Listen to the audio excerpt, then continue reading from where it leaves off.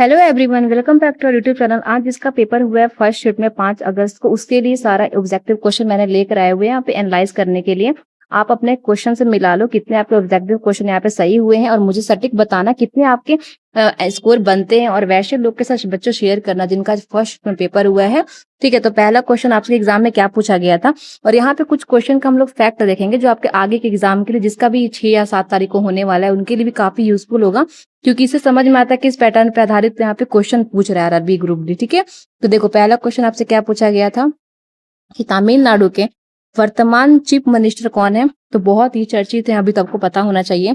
इनका पूरा नाम क्या है, सी जोसेफ विजय, और इनको बोलते हैं लोग थालापति विजय। ठीक है, तो सी जोसेफ विजय थालापति, अगर आप लोगों ने ऑप्शन नंबर ए पे करेक्ट किया होगा तो बिल्कुल करेक्ट आंसर हो जाएगा। अब यहाँ पे कुछ फैक्टर देखते हैं हम लोग एक्स्ट्रा क्वेश्चन के। तमिल लगा वेत्री जो कग्जम है, इनका जो पार्टी का नाम है, उनका नाम टीवीके है।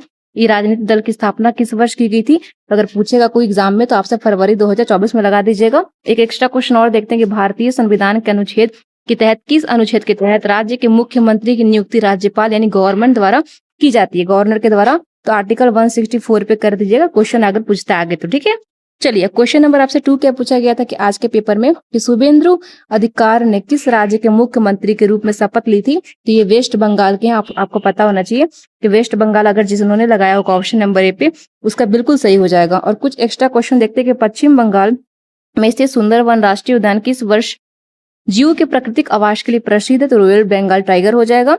और भारत के किस राज्य में विधान परिषद को समाप्त या सृजित करने का अधिकार प्राप्त है, किसको है, तो संसद को। और कौन से अनुच्छेद, कौन से आर्टिकल में, तो आर्टिकल 169 के तहत। ठीक है, चलिए अब आया था आपका 3rd नंबर क्वेश्चन, देख लेते हैं बच्चों क्या पूछा गया था आपसे कि उत्तराखंड और गुजरात के बाद समान नागरिक संहिता यानी कि यूसीसी, इसका फुल फॉर्म क्या होता है, यूनिफॉर्म सिविल कोड को लागू करने या प्रस्तावित करने वाला देश का तीसरा राज्य कौन बनने जा रहा है। तीसरा राज्य, थर्ड पूछ रहा है, third state to move toward implementing UCC. तो यहाँ पे असम में जिन्होंने किया होगा बच्चों, असम में जिन्होंने लगाया होगा टिक, उसका आज बिल्कुल सही हो जाएगा आंसर। और इससे रिलेटेड कुछ क्वेश्चन हम लोग यहाँ पे पढ़ लेते हैं। स्वतंत्र से पूर्व की ही भारतीय राज्य पुर्तगाली सिविल कोड के रूप में यूसीसी से लागू हो रहा है, तो हमारा गोवा हो जाएगा। ठीक है, संविधान के कौन सा भाग राज्य के नीति निर्देशक यानी कि CDPSP से संबंधित है, तो भाग 4 हो जाएगा। और अनुच्छेद आर्टिकल कितना, 36 से 51 तक। ठीक है, तो आर्टिकल 36 से और 51 तक याद रखिएगा। चलिए 4 नंबर क्वेश्चन देखिए कि जलवायु परिवर्तन प्रदर्शन सूचांक CCPI 2026 में भारत में 13वें स्थान की गिरावट के बाद वैश्विक स्तर पर किस रैंक पर पहुंच गया। तो कौन से रैंक पे, तो जिन्होंने 23वें रैंक पे लगाया होगा, 23rd रैंक, उसका बिल्कुल आंसर करेक्ट हो जाएगा। चलिए कुछ एक्स्ट्रा फैक्ट और एक्स्ट्रा क्वेश्चन के साथ जानते हैं कि जलवायु परिवर्तन प्रदर्शन सूचांक जो CCPI किस अंतर्राष्ट्रीय गैर सरकारी संगठन यानी कि NGO द्वारा जारी किया जाता है। तो ये संगठन का नाम क्या है, जेर्म। ठीक है, चलिए एक्स्ट्रा 2 क्वेश्चन देखते हैं कि CCPI सूचांक में शीर्ष तीसरे स्थान के रिक्त क्यों रखे जाते हैं।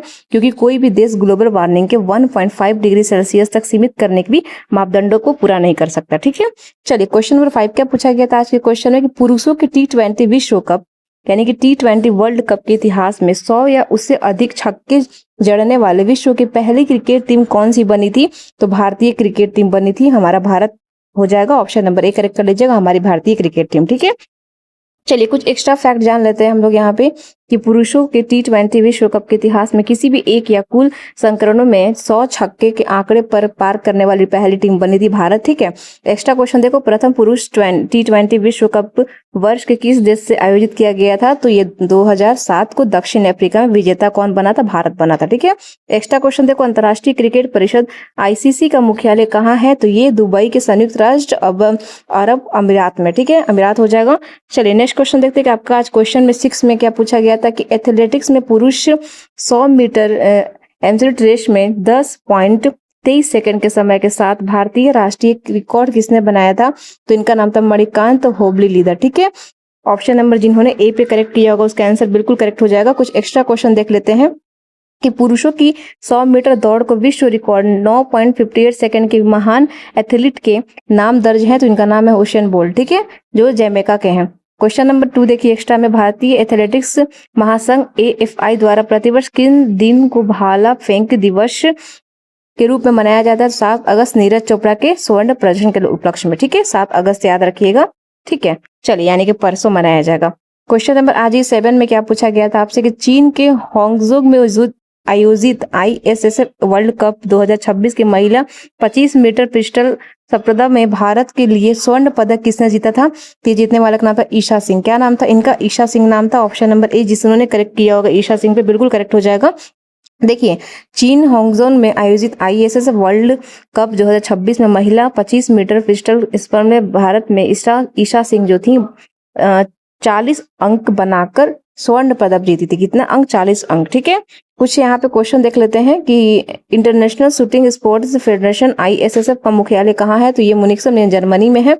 और ओलंपिक खेलों के व्यक्तिगत स्वर्ण पदक जीतने वाले प्रथम भारतीय निशानेबाज कौन थे? तो इनका नाम था अभिनव बिंद्रा, 2008 में बीजिंग ओलंपिक ये किए थे। ठीक है, चलिए एक्स्ट्रा क्वेश्चन हो गया। अब हमारा 8 नंबर क्वेश्चन क्या आया था आज के शिफ्ट में कि शूटिंग ISSF में 25 मीटर और 30 मीटर के पिस्टल स्पर्धाओं में भारत के लगातार पदक जीतने वाली प्रमुख महिला निशानबाज कौन थे वो? तो इनका नाम था ईशा मनु भाकर। ठीक है, क्या नाम था? ईशा सिंह और मनु भाकर। याद रखिएगा, ईशा सिंह और मनु भाकर। ठीक है, जो भी लगाए होंगे इनका सही हो जाएगा। क्वेश्चन नंबर अब थोड़ा सा देख लेते हैं यहाँ पे कि ईशा सिंह और मनु भाकर अंतर्राष्ट्रीय पिस्टल प्रतियोगिताओं में एशियाई खेलों में भारत के लिए कई स्वर्ण, रजत और कांस्य पदक हासिल कर पदक तालिका को शीर्ष पहुंचाया। और एक्स्ट्रा क्वेश्चन देखिए कि एक ही ओलंपिक खेल पेरिस 2024 में 2 पदक जीतने वाले स्वतंत्र भारत के पहली खिलाड़ी कौन बनी थी? तो मनु भाकर। ठीक है, याद रखिएगा।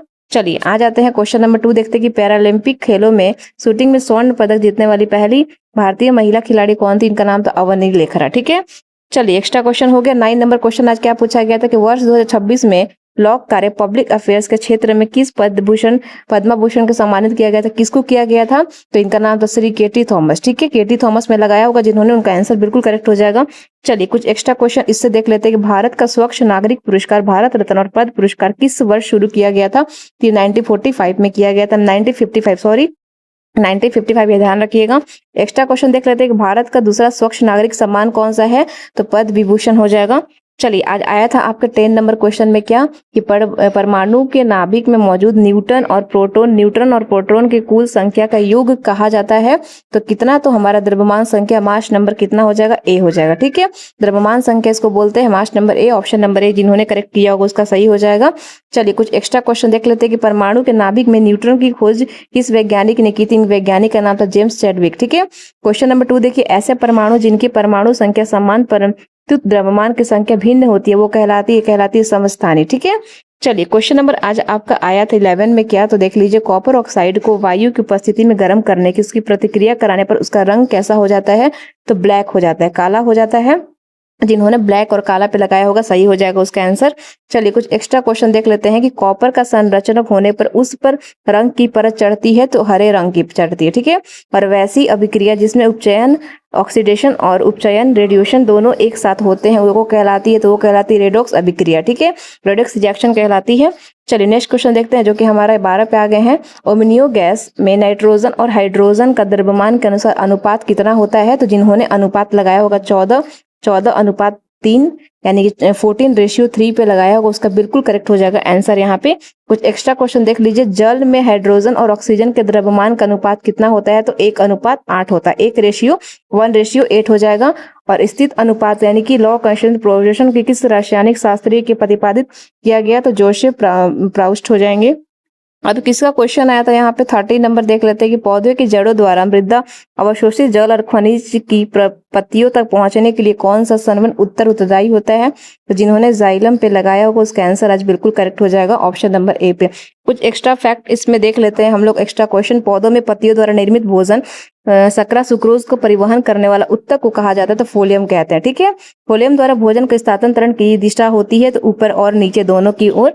चलिए क्वेश्चन नंबर आज 14 में क्या आया था कि कायिका प्रबंधन यानी कि वेजिटेटिव प्रोग्रेशन के संदर्भ में कौन सा कथन असत्य यानी कि फॉल्स है? तो देखो यहाँ पे जिन्होंने ए पे लगाया होगा कि इसमें उत्पन्न नए पौधे में आनुवंशिक रूप से अपने जनक पौधे के बिल्कुल भिन्न होते हैं। तो हमारा क्या हो जाएगा आंसर? बिल्कुल सही हो जाएगा, new plant are generally different. Option number जिन्होंने ए पे किया होगा बिल्कुल सही हो जाएगा उसका आंसर। एक्स्ट्रा क्वेश्चन देख लीजिए, बायोफिलियम पत्थर चट्टा होता है वो कायिका प्रबंधन पौधे के किस भाग द्वारा होता है? तो पत्ती यानी कि लिप्स के द्वारा होता है। आलू कंद पौधे के किस भाग से रूपांतरित है? तो ये भूमिगत तना हो जाएगा, अंडरग्राउंड स्टेम। ठीक है, चलिए, आज आया था आपका ये क्वेश्चन आया होगा 15 नंबर। देखिए, ब्रिक्स जो होता है, इग्टा होता है, वो शिखर सम्मेलन का 2026 की अध्यक्षता मेजबानी के सदस्य जो ब्रिक्स देश का नाम है। ब्रिक्स जो है वो ब्रिक्स शिखर सम्मेलन 2026 की अध्यक्षता मेजबानी किस सदस्य देश द्वारा की गई थी? तो ये की गई थी भारत के द्वारा। ठीक है, भारत के द्वारा की गई थी। इंडिया ऑप्शन नंबर, जिन्होंने भारत पे लगाया होगा बिल्कुल सही हो जाएगा। देखिए, कुछ देखते हैं। ब्रिक्स की अध्यक्षता का नाम के अक्षरों में क्रमानुसार जो सदस्य द्वारा स्थानांतरित होते हैं। 2026 की इसकी मेजबानी भारत ने की थी और इसमें नए शामिल हुए सदस्य थे जो मिस्र, इथियोपिया और ईरान, यूसीए और इस साथ आर्थिक सहयोग तथा स्थानीय मुद्राओं में व्यापार पर बल दिया गया। ठीक है, चलिए एक्स्ट्रा क्वेश्चन देख लेते हैं। क्या पूछता है कि ब्रिक्स द्वारा न्यू डेवलपमेंट बैंक एनडीबी का मुख्यालय कहाँ है? तो शंघाई, चीन में है। ठीक है, मूल ब्रिक्स समूह दक्षिण अफ्रीका यानी कि साउथ अफ्रीका किस वर्ष शामिल हुआ था? तो 2010 में शामिल हुआ था। आज के क्वेश्चन में आपका पूछा होगा कि डीआरडीओ का द्वारा विकसित रुद्रमन का किस प्रकार के मिसाइल प्राणी है? तो यहाँ पे विच टाइप पूछ रहा है। तो ये अगर आप लोगों ने नई पीढ़ी के एंटी रेडिएशन मिशन पे मिसाइल पे लगाया होगा तो आपका आंसर बिल्कुल करेक्ट हो जाएगा। चलिए आते हैं क्वेश्चन नंबर एक्स्ट्रा देख लेते हैं कि भारत के रक्षा अनुसंधान एवं विकास संगठन डीआरडीओ की स्थापना किस वर्ष हुई थी? तो 1958। अगर आएगा क्वेश्चन तो लगा दीजिएगा। भारत की पहली जो स्वदेशी हाइपोसोनिक टेक्नोलॉजी डिपार्टमेंट है, जो वकील है वो किस संस्था से है? तो डीआरडीओ हो जाएगा।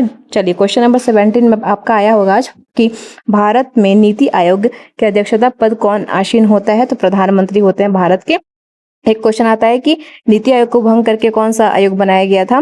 नहीं, नीति आयोग नहीं, योजना आयोग को भंग करके कौन सा आयोग बनाया गया था? तो 2000 में बनाया गया था। ऑप्शन नंबर हमारा करेक्ट हो जाएगा। यहाँ पे प्रधानमंत्री, भारत के प्रधानमंत्री होते हैं। नीति आयोग बनाया गया था योजना आयोग को भंग करके। अगर कोई पूछेगा तो बता दीजिएगा। ठीक है, चलिए आते हैं क्वेश्चन नंबर, कुछ फैक्ट देखते हैं कि नीति आयोग यानी कि national institution for forming India के अध्यक्ष प्रधानमंत्री होते हैं। 1 जनवरी 2015 को योजना के स्थान पर इसका गठन किया गया था। योजना आयोग के स्थान पर इसका गठन किया गया था। थिंक टैंक के रूप में किया गया था। इसके उपाध्यक्ष जो सीआई होते हैं नियुक्त प्रधानमंत्री द्वारा किया जाता है। ठीक है, एक्स्ट्रा क्वेश्चन देखते हैं। नीति आयोग में एनआईटी का पूर्व फुल फॉर्म क्या होता है? तो national institution for transforming India. और क्वेश्चन 2 देखिए कि नीति आयोग के गवर्निंग काउंसिल होते हैं वो कौन कौन शामिल है? तो सभी राज्यों के मुख्यमंत्री, केंद्र शासित प्रदेशों के उप राज्यपाल, प्रशासक। ठीक है, चलिए आज का क्वेश्चन आया होगा 18 नंबर वाला। देखिए, प्रधानमंत्री किसान सम्मान निधि योजना जो था वो किस तहत पात्र किसान परिवार के प्रतिवर्ष कितने वित्तीय सहायता दी गई थी? तो हमारा आंसर क्या हो जाएगा? ऑप्शन नंबर, जिन्होंने 6000 3 समान किस्तों में 2-2000 करके, तो जिन्होंने ऑप्शन नंबर लगाया होगा ए पे, उसका बिल्कुल करेक्ट हो जाएगा। चलिए कुछ क्वेश्चन देख लेते हैं कि पीएम किसान योजना किस केंद्रीय मंत्रालय द्वारा संचालित किया गया था? तो कृषि एवं किसान कल्याण मंत्रालय कर लीजिएगा, ministry of agriculture and farmers welfare. और क्वेश्चन नंबर 2 देखिए, पीएम किसान योजना के औपचारिक शुभारंभ उत्तर प्रदेश के किस शहर से किया गया था? तो गोरखपुर से किया गया था। ध्यान रखिएगा। 19 नंबर क्वेश्चन में आया था बच्चों की एक उत्तल दर्पण यानी कॉनकेव मिरर जो होता है वो फोकस दूरी कितना है? तो प्लस 15 सेंटीमीटर। यदि वस्तु दर्पण के 30 सेंटीमीटर दूरी रखे तो फिर और -3 सेंटीमीटर प्रतिबिंब कहाँ बनेगा? तो अगर आप लोगों ने प्लस 10 सेंटीमीटर पे दर्पण के पीछे आभासी और सीधा लिखा होगा, ऑप्शन पे क्लिक किया होगा, तो आपका आंसर बिल्कुल करेक्ट हो जाएगा। ठीक है, चलिए कुछ क्वेश्चन देख लेते हैं बच्चों की। वाहनों के पृष्ठ दृश्य दर्पण के रियर व्यू मिरर के रूप में किस दर्पण का उपयोग किया जाता है? तो कॉन्वेक्स मिरर, क्योंकि यह विस्तृत क्षेत्र का सीधा प्रतिबिंब दिखाता है। ठीक है, सीधा प्रतिबिंब दिखाता है। एक क्वेश्चन आता है दाढ़ी बनाने या डॉक्टर द्वारा कान, नाक, गले की जांच करने की दर्पण का उपयोग किया जाता है, इसको बोलते हैं अवतल दर्पण, कॉनकेव मिरर। ठीक है, चलिए क्वेश्चन नंबर 20 में आया था आपका आज, जो कि पतले लेसों के लिए एक लेंस सूत्र, लेंस फार्मूला कौन सा है? तो अगर जिन्होंने ऑप्शन नंबर ए पे किया होगा उसका आंसर बिल्कुल करेक्ट हो जाएगा। चलिए आपका एक क्वेश्चन आज आया होगा कि यदि 10 सेकंड में 50 जूल कार्य किया जाता है तो प्रति परिपथ का या मशीन की विद्युत शक्ति यानी पावर क्या होगी? तो उसकी पावर 5 वाट हो जाएगी। कितना? 50 वाट हो जाएगी। जिसने 50 वाट पे लगाया उसका आंसर बिल्कुल करेक्ट हो जाएगा। 50 वाट पे जिसने आज लगाया होगा ऑप्शन नंबर ए पे, उसका आंसर बिल्कुल करेक्ट हो जाएगा।